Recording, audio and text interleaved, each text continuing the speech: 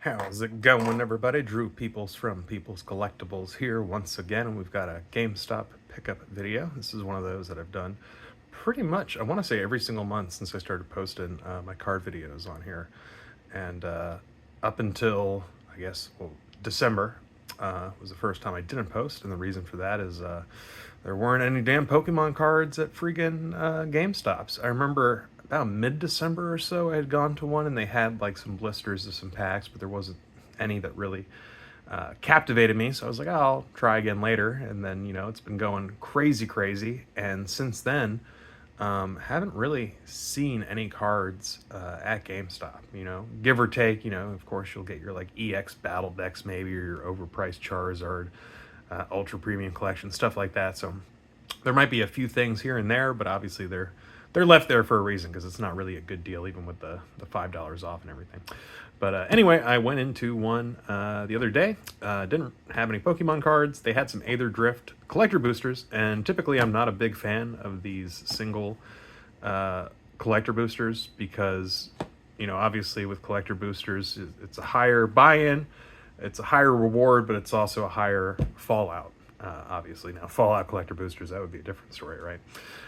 So yeah, I mean, looking here with the $5 off and after tax, we're looking at about $25 here for a single freaking booster. Now, I did not keep up with spoilers for this set really whatsoever. I just started a draft on Arena yesterday. So outside of those cards and a few others that I had seen before, I don't know what's in this set and what hits there are. So, I'm going to find out afterwards if I actually got anything good, or if I just basically threw my money down the old toilet there. But as I was saying, it is not often that I buy just single collector boosters. Last time I can remember was around, I'd say, August of last year. A friend introduced me to a card shop nearby where they live, about an hour-ish from here. And at that place, they had single collector boosters of Streets of New Capenna, Crimson Vow, and Midnight Hunt, all for $15 a pack, right? So that would have been like $180 a box. So I'm guessing they probably bought those boxes while they were being fire sold. Are these the commons back here? We're about to find out. Okay. How do I want to do this? All right, we're just going to do it like this. But anyway, I guess they had bought, and we'll go by each card one by one. All right. A lot of cool cycling stuff. I noticed that when I was building my deck yesterday. But anyway, yeah, so I mean, $15 for a collector pack of really any set outside of Mom Aftermath. At this point, with the way the market's going, I mean, you really can't beat that. And this was a guy that I had drafted him, but even though I'm running green, it was not going to work for that deck. And this is one that I had passed on that I wanted because I had the max speed stuff. So, I mean, that's not too bad, right? Once you get up to max speed, you got a 2-mana 3/3, right? So, I mean, the earliest this could be a 3/3 would be turn 3. I saw people saying stuff about turn 4, but I saw that there is a land that gives you max speed, so, oh no, but it's colorless. And there's no colorless haste 1/1. Unless there is. All right, if there's a 1-mana colorless creature with haste, then it is possible to get max speed by turn 3. But otherwise, the earliest this would be a 3/3 would be turn 4. Kind of reminds me of like what's her name, Sarah from Time Spiral. You can't play her your first, second, or third turn, but it's a highly efficient like 2-mana 3/3. Road Rage. This is me every day. 1-mana instant. Road Rage deals X damage to target creature or planeswalker, where X is 2 plus the number of mounts and vehicles you control. That's a really nice removal spell. And see, I started going, so I made a Gruul deck on Arena for the limited draft that I'm currently in. And I was, it's one of those things that you just don't get the cards that you want sometimes. So I kind of got split into too many directions. I started doing cycling and the mountain vehicle stuff and didn't really get enough support for either there. Same thing with exhaust. There's a lot of exhaust stuff that I had gotten, or a few exhaust things that I tried building towards it, but I didn't really have the proper payoffs. Here's our full art foil land there with the swamp. Very nice. Okay.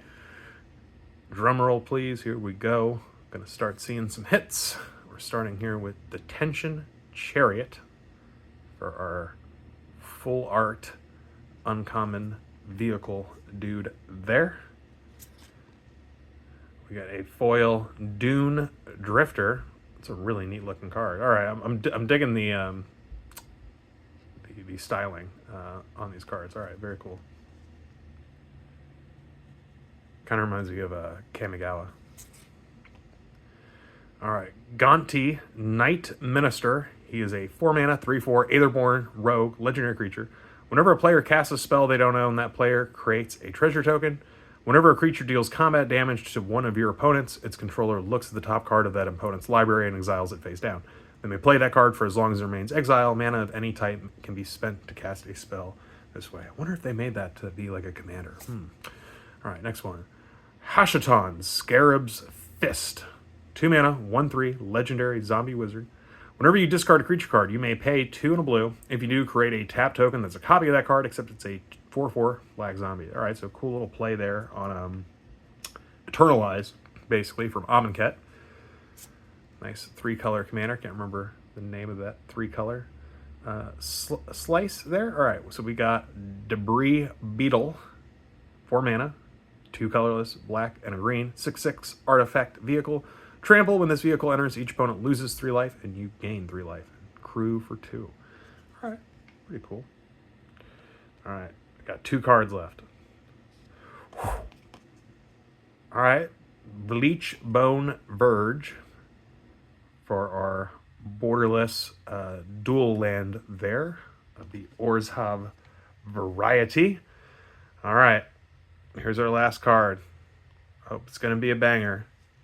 I don't know what the bangers are, but I mean, you know, we'll see if it bangs or not. And does it bang? Unstoppable Plan for the full art foil enchantment, 2 colorless and blue. At the beginning of your end step, untap all non-land permanents you control. All right. And obviously a play on Dramatic Reversal, similar artwork there, and effect. Obviously Dramatic Reversal being an instant for 1 less that has the same effect.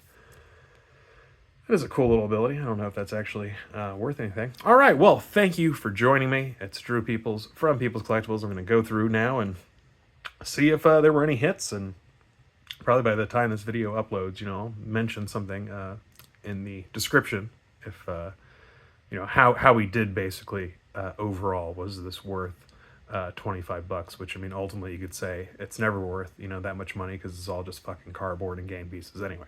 So it is what it is. I'll see y'all next time. Cheerio.